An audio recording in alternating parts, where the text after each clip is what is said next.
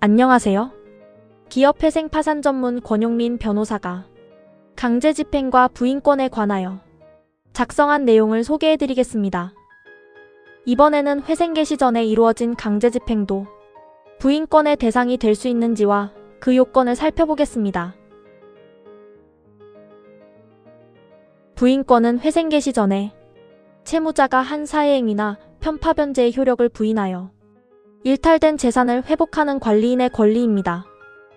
채권자 공동의 책임 재산을 회복하고 채권자 사이의 평등을 지키기 위한 제도입니다.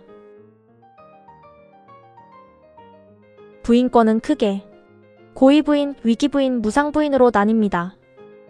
고의부인은 채권자를 해할 것을 알고 한 행위, 위기부인은 지급정지 등 경제적 위기가 드러난 시기의 행위, 무상부인은 무상행위 등을 대상으로 합니다. 우선 고의부인은 채권자를 해야 하는 채무자의 행위가 있고 채무자에게 사회이사가 있어야 합니다.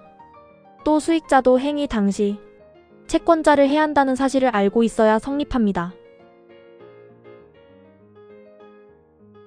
반면 본지행위에 대한 위기부인은 채무자의 사회이사를 요구하지 않습니다.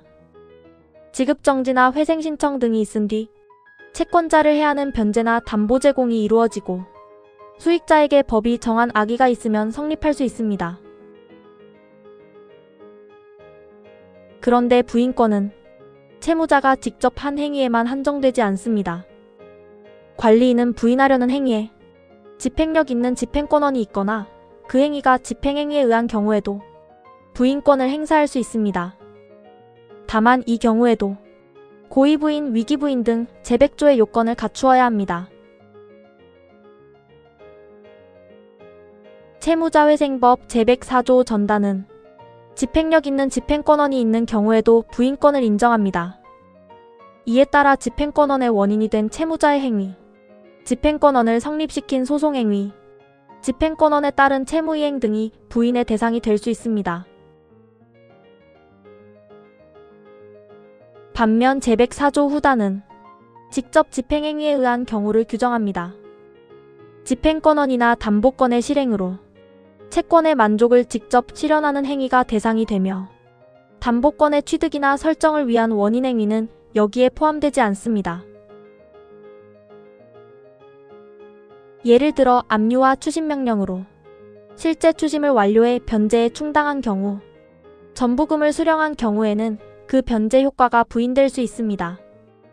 제3채무자가 공탁한 경우에는 전부명령에 따른 채권 이전 자체가 부인될 수도 있습니다. 그런데 집행행위의 부인 여부는 회생 개시 당시 그 집행이 완료되었는지에 따라 달라집니다. 개시 당시 집행이 끝나지 않았다면 회생 개시로 중지되므로 부인 문제를 따질 필요가 없습니다. 하지만 개시 전에 집행이 이미 완료된 경우라면 그 집행 결과를 부인할 수 있는지 요건을 살펴보아야 합니다. 집행행위 부인은 법원의 집행 절차에만 한정되지 않습니다. 대법원은 질권자가 직접 질물을 매각하거나 취득하여 채권에 충당하는 사적 실행행위도 집행행위 부인의 대상이 될 수 있다고 보았습니다. 대법원은 집행기관의 개입 여부만으로 부인 가능성이 달라지는 것은 불합리하다고 판단한 것입니다. 다만 사적 실행행위도 부인권에 해당 요건을 충족해야 합니다. 특히 집행행위에 고의부인까지 적용할 수 있는지가 문제됩니다. 집행은 보통 채권자와 집행기관이 진행하므로 채무자의 사회이사를 전제로 하는 고의부인이 성립할 수 있는지가 문제되는 것입니다.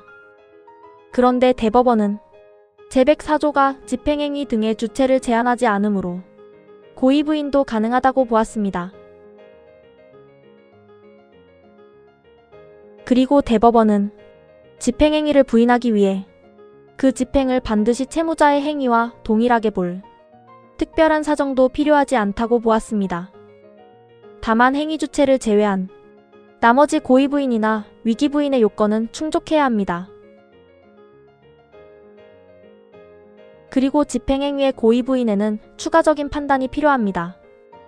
채무자가 채권자를 해한다는 사실을 알면서도 집행을 적극 유도하는 등 그 집행이 사실상 채무자의 편파 변제와 같다고 볼 특별한 사정이 있어야 합니다. 결국 회생 개시 전에 완료된 강제 집행은 부인권의 대상이 될 수 있습니다. 다만 위기부인이나 고의부인 등의 요건을 충족해야 하며 고의부인에는 채무자의 사해이사를 인정할 특별한 사정이 필요합니다.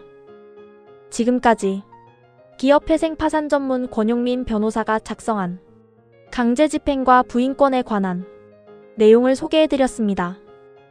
좋은 하루 보내세요.